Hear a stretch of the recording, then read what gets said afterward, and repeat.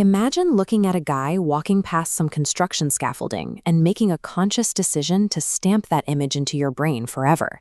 You frame the shot with your hands and tell yourself, remember this.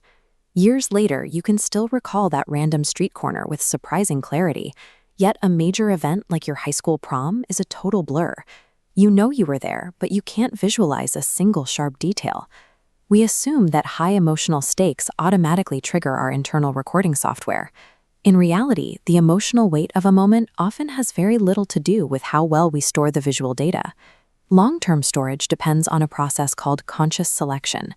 Your brain acts as a director, choosing specific moments to timestamp and explicitly instructing itself to keep the file. This active internal work is disappearing. Today, we use smartphones to offload our memories to a cloud, capturing the photos specifically so our biological hard drive doesn't have to. A lasting memory relies on that deliberate choice to save the data. But once we hit the internal save button, that information enters a system that is surprisingly insecure.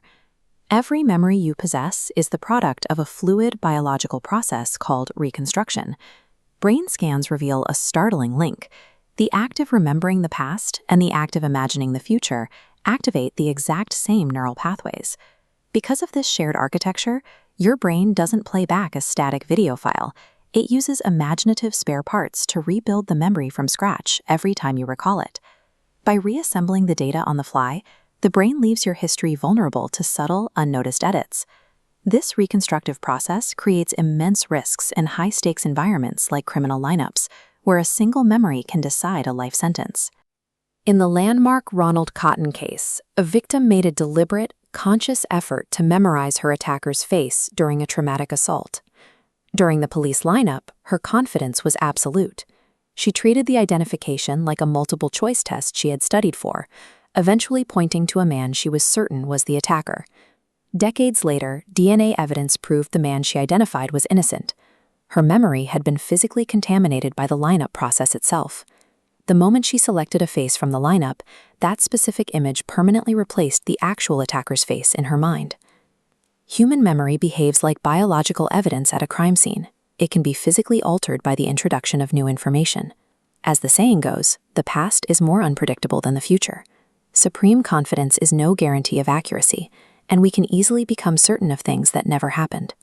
If memory is this fragile, how do we manage to navigate our physical world every day without getting lost? Consider the way you check into a hotel. You look at the emergency evacuation map on the door, find the red "You are here" dot, and memorize the path to the stairs in case of a fire. A week after you check out, that room number and the map of the hallways are completely gone from your mind. This rapid deletion is a survival necessity.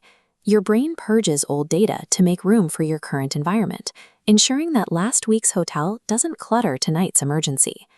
We see this survival-tuned memory at work when we board an airplane. We're told to locate our nearest exit, but passive observation rarely works.